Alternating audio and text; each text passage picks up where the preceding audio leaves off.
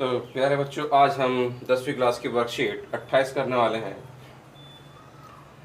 जिसमें हम विभाजन सूत्र के अनुप्रयोग के बारे में पढ़ेंगे। ठीक, तो इसमें सबसे पहले कहा गया है याद कीजिए और बताइए विभाजन सूत्र। तो विभाजन सूत्र हमने पिछली क्लास में याद किया था, m1 x2 प्लस में m2 x1 अपॉन में m1 प्लस m2, ये तो हो जाए हमारा x, और फिर m1 y2 plus m2 y1 upon में m1 प्लस m2, ये होता है हमारा y। ठीक है, और मध्य बिंदु सूत्र पूछा है। मध्य बिंदु सूत्र हम जानते हैं x1 प्लस x2 बटे 2 y1 प्लस y2 बटे 2 होता है।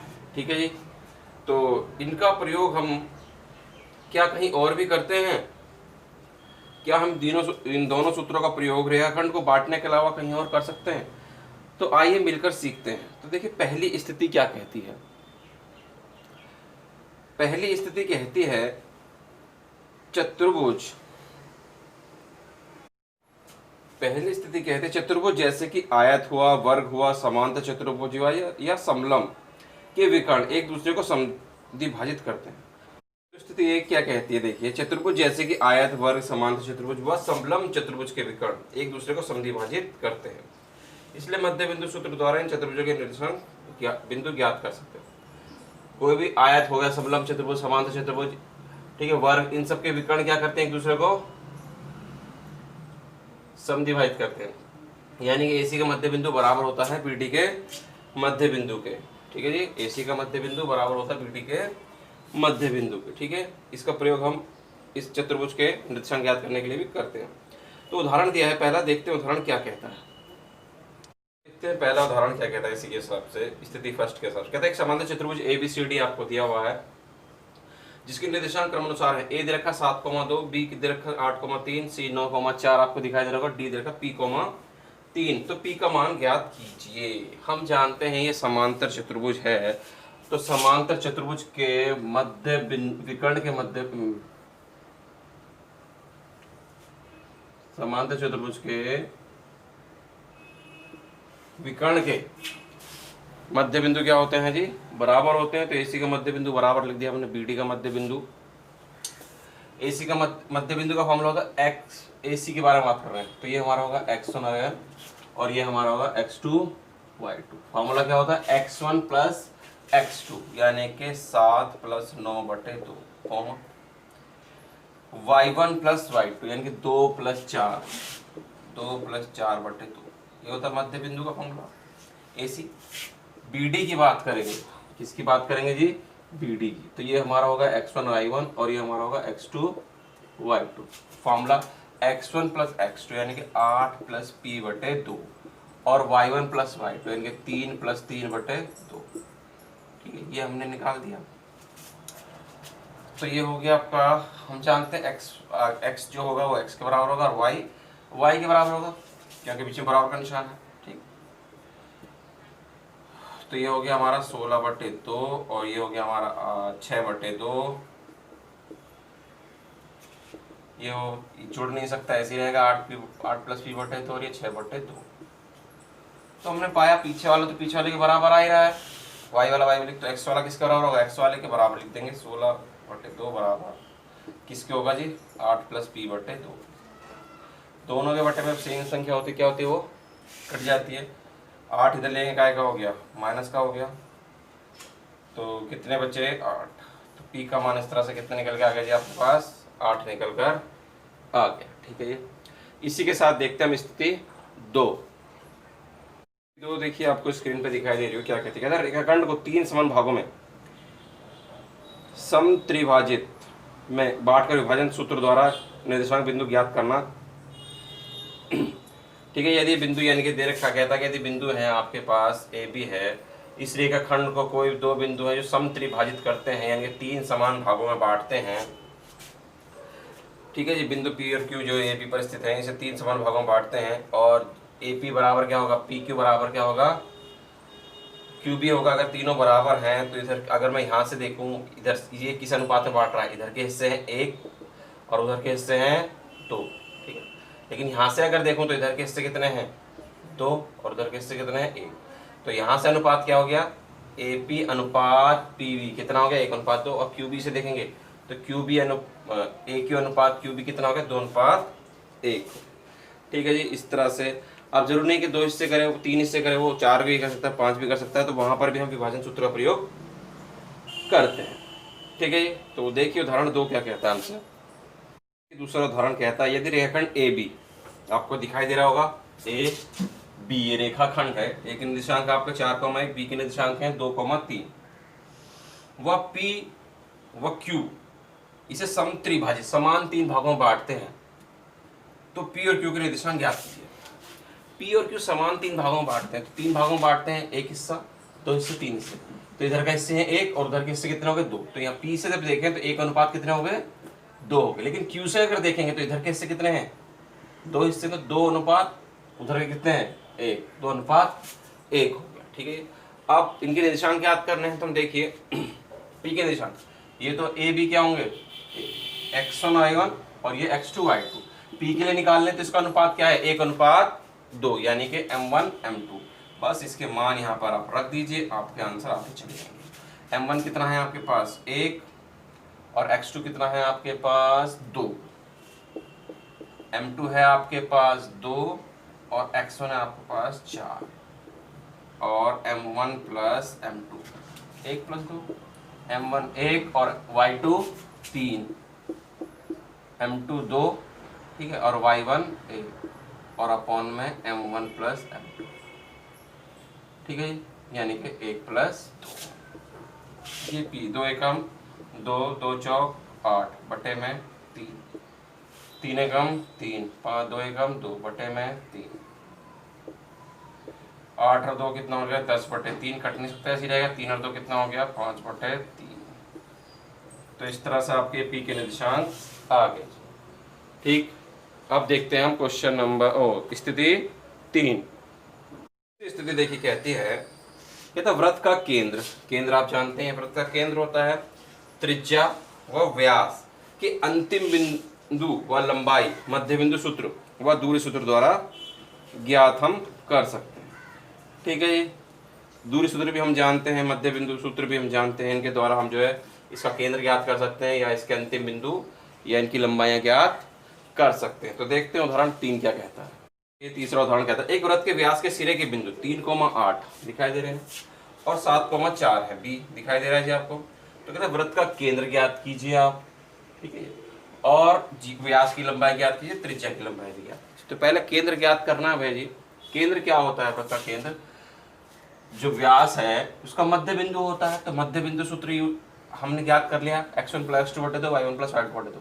पहले बिंदु में x1 आएगा, दूसरे बिंदु में x2 y2, x1 plus x2 कितना हो गया आपके पास 3 प्लस 7 बटे 2, y1 प्लस y2 यानी कि 8 प्लस 4 बटे 2, ये हो गया जी।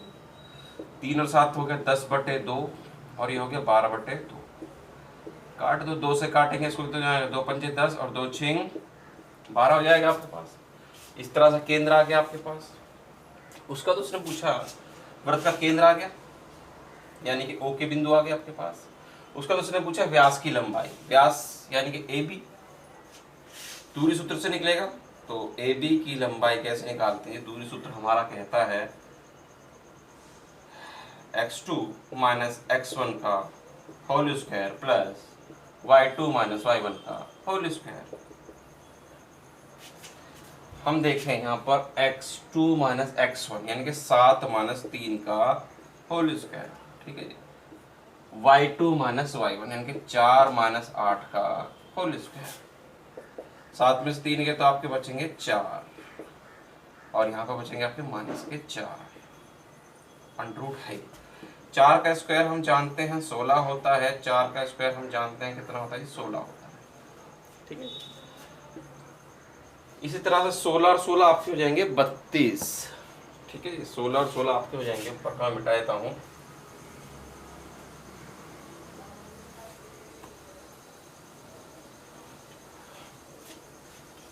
सोलह 16 आपके हो गए 32 और 32 का वर्गमूल हम निकाल देंगे, क्या होता है जी, होता है आपका 4 गुना 4 गुना 2, 4 चौक 16 16 32, 4 का जोड़ा बन गया, बाहर आ जाएगा, 2 अंदर आ जाएगा, ठीक है। इस तरह से आपकी AB की लंबाई आ गई। उसके बाद ये तो व्यास हो गया। उसके बाद उसने पूछा त्रिज्या, त्रिज्या पूछी गई है, त्रिज्या यानी कि ओ ए निकाल सकते हैं।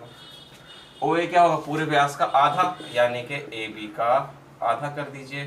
ए बी का आधा, ए बी है आपके पास 4√2 बटे में 2 कर देंगे, 2 दूनी 4, कितना आ गया आपके पास जी 2√2। ठीक है, ये सब दूरियां हैं तो इनके सब पे कुछ ना कुछ क्या होंगे जी, मात्रक होंगे। क्या होंगे जी, मात्रक होंगे। ठीक, तो आपकी त्रिज्या इस तरह से आ गई 2√2। इस तरह से आपके जो एग्जाम्पल हैं वो पूरे हो जाते हैं उदाहरण। अब हमने जो अभ्यास के लिए प्रश्न दिए हैं वो देखते हैं। तो देखते हैं पहला प्रश्न अभ्यास का। क्वेश्चन आपको स्क्रीन पे दिखाई दे रहा है अभ्यास के लिए। इधर सिद्ध कीजिए कि ए 0,0, बी के पॉइंट है 3,0, सी के पॉइंट है 4,1 और डी के पॉइंट है 1,1। एक समांतर चतुर्भुज के निर्देशांक। समांतर चतुर्भुज के बारे में हमने पढ़ा कि इसके विकर्ण के मध्य बिंदु क्या होते हैं जी, बराबर होते हैं। तो हम इसके विकर्ण देखेंगे कि विकर्ण के मध्य बिंदु बराबर है या नहीं है। ठीक है जी, तो AC का मध्य बिंदु, विकर्ण AC और BD होते हैं जी। क्या होगा फॉर्मूला, x1 + x2 बटे में 2 और कोमा y1 + y2 बटे में 2। AC के बारे में बात करें तो x1 y1 ही हो गया, x2 y2 हो गया। x1 + x2 यानी कि 0 + 4 बटे वैल्यू रुकी, y1 + y2 यानी कि 0 + 1 बटे 2।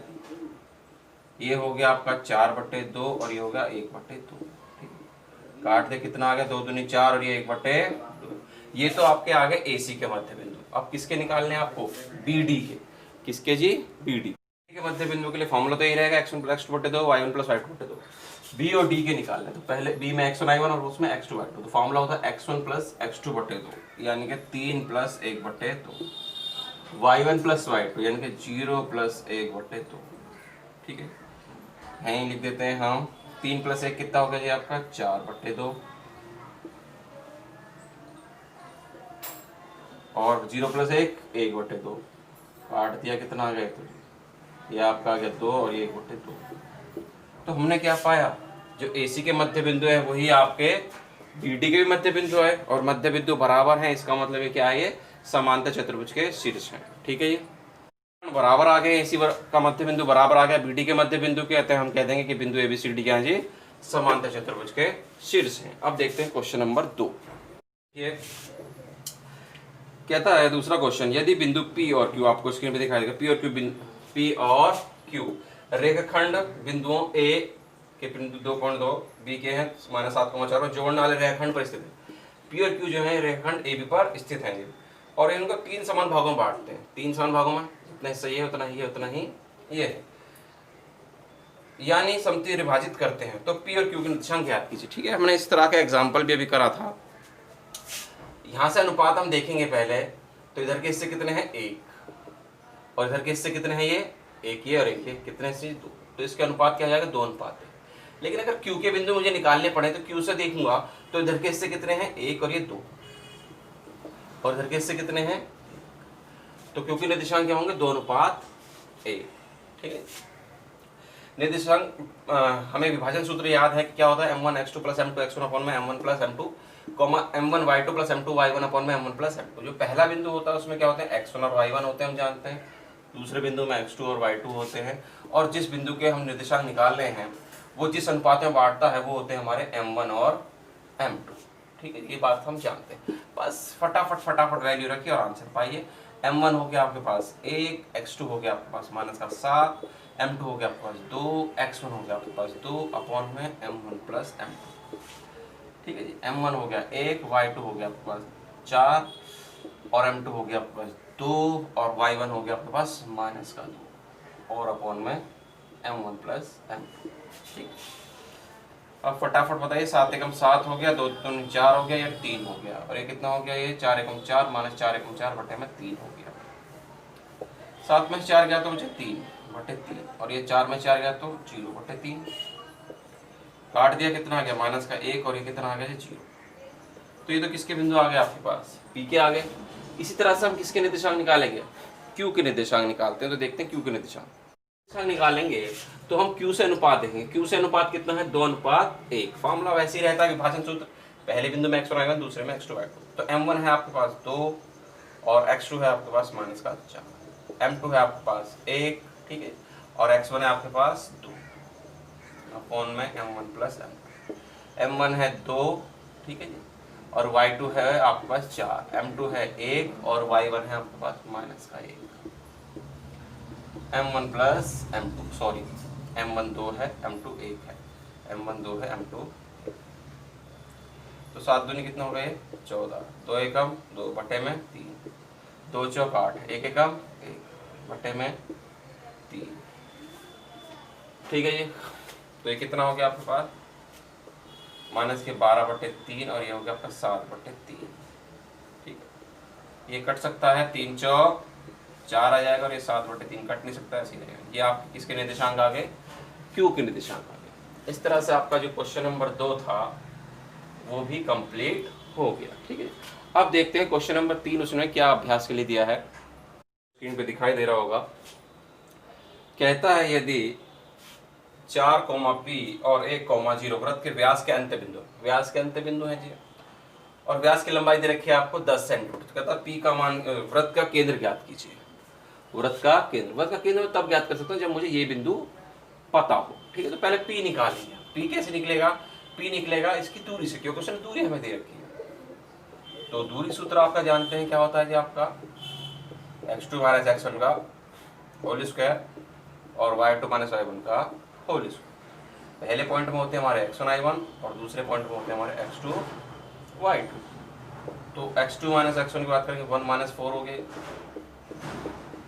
y2 माइनस y1 की बात करेंगे तो 0 माइनस p हो गए। और ए बी दूरी कितनी दे रखी है उसने दूरी दे रखी है 10 सीधा, रूट हटाते हैं तो स्क्वायर लग जाता है। यहाँ पे माइनस का 3 बचा और यहाँ पर आपका माइनस का p बचा। 3 का 10 का स्क्वायर 100 हो गया, 3 का स्क्वायर 9 हो गया और ये आपका p स्क्वायर 9 इधर लिए क्या का होगा जी माइनस का, कितने बचे ये 91 बचे। स्क्वायर हटाए क्या लग जाएगा रूट, ठीक है। इसे रूट भी रहने देंगे क्योंकि एग्जैक्ट वैल्यू हमें इसकी नहीं पता, इतने सेंटीमीटर। ये आपके पी के बिंदु आ गए। पी का मान हमारे पास √91 आ गया, इसलिए ए के बिंदु थे 4, P, तो 4, P कितना है 91, बी के बिंदु है 1, 0। उसने कहा कि इसके केंद्र की बताइए केंद्र कितना है। तो केंद्र के लिए फॉर्मूला मध्य बिंदु है इसका, मध्य बिंदु यानी कि x1 + x2/2 y1 + y2/2। x1 है आपके पास 4, x2 है आपके पास 1/2, y1 + y2 यानी कि 91 + 0/2, ठीक है। 4 और 1 कितना हो गया 5/2 और ये आपका 91/2। ये आपके ए बी का मध्य बिंदु यानी कि आपके पास क्या आ गया जी केंद्र आ गया, ठीक है। ये केंद्र आ गया। अब देखिए जरूरी नहीं कि आप √91 लिखें, आप इसकी वैल्यू निकाल कर भी रूट से बाहर रख सकते हैं, ठीक है, इतना भी छोड़ सकते हैं। तो इस तरह से आपकी जो आज की वर्कशीट है, वर्कशीट नंबर 28 कंप्लीट हो गई है और उम्मीद करते हैं आपकी वीडियो पसंद आई होगी। अगर वीडियो पसंद आई तो वीडियो को लाइक करें और शेयर करें। और अब आप हमारे चैनल को पहली बार देख रहे हैं, पहली बार देख रहे हैं तो चैनल को सब्सक्राइब ज़रूर करें। मिलते हैं आपसे अगली वीडियो में।